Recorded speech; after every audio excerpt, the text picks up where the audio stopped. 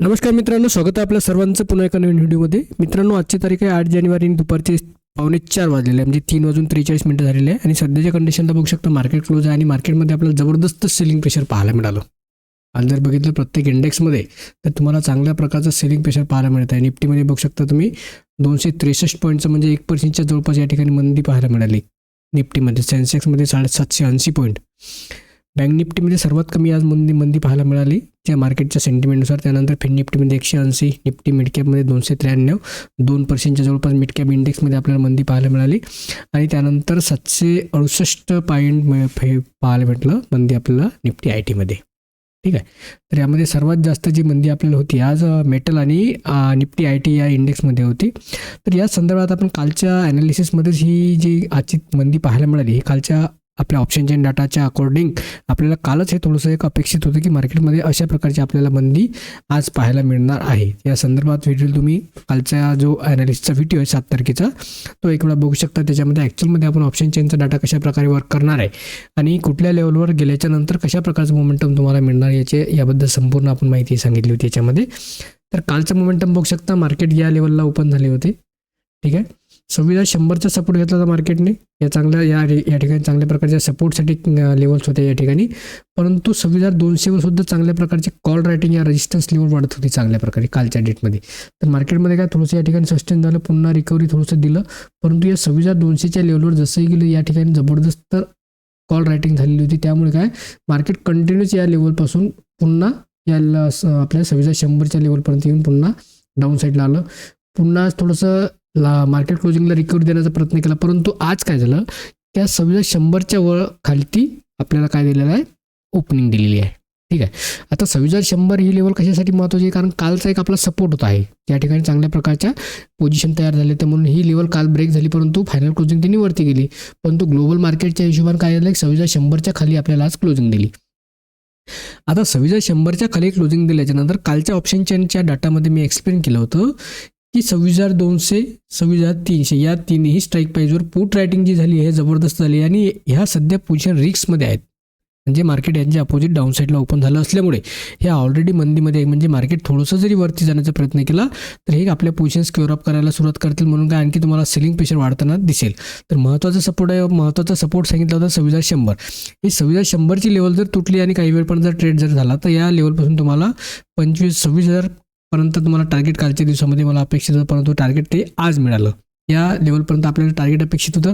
तर आता या ठिकाणी काय झालेलं आहे की 26,100वर जे काही पुट रायटिंग झालेली आहे 26,000वर या ठिकाणचं लॉंग अनवाइंडिंगमध्ये ह्या पोझिशन कन्वर्ट झालं. तर यामुळेच आपल्याला जो सेलिंग प्रेशर वाढताना दिसलेला आहे हे या पोझिशनमध्ये वाढताना दिसला आहे. थोडंसं ऑप्शन चेनमधला डाटा दाखवते तुम्हाला.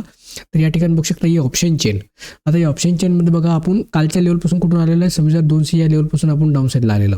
ही कालपासून जी लेवल एक तयार झालेली आहे ही चांगल्या प्रकारची एक रेजिस्टन्स लेवल तयार झालेली आहे. ठीक आहे, या ठिकाणी जबरदस्त कॉल रायटिंग झाली, यांनी मंदीच्या पोझिशन तयार केल्या होत्या.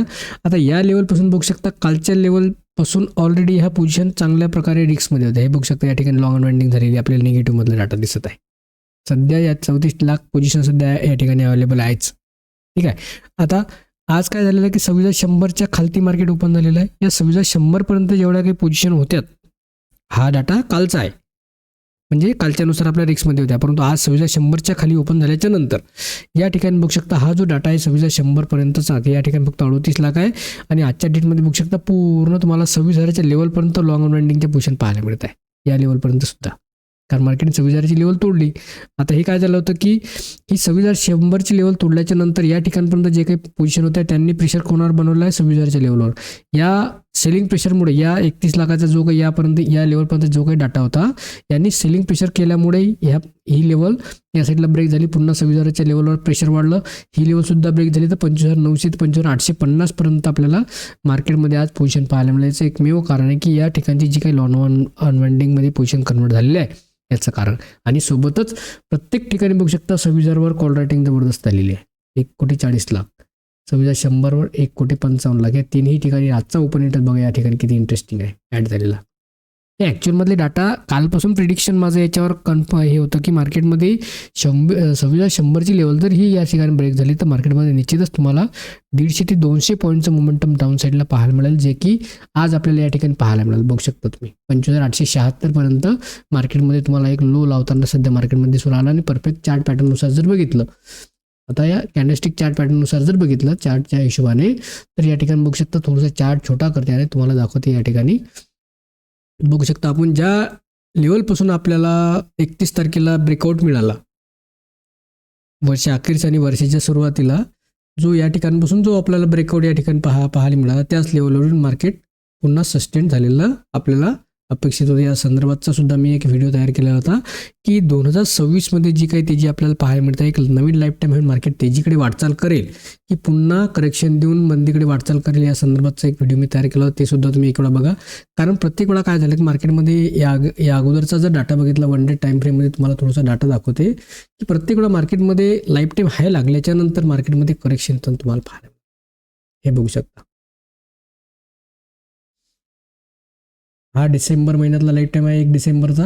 ठीक आहे, इथं लाईफ टाईम हाय लावल्याच्या नंतर मार्केट बघा कुठे आलं आणि पुन्हा तीच हिस्ट्री रिपीट झालेली आहे. या ठिकाणी बघू शकता लाईफ टाईम हाय लावला आणि 4 दिवसामध्ये मार्केट कुठच्या कुठे येऊन पोहोचलेलं आहे, एकदम लो लेवलला. ज्या प्रमाणात तेजीमध्ये मार्केट वरती गेलं त्याचप्रमाणे खालती सुद्धा आलेलं आहे.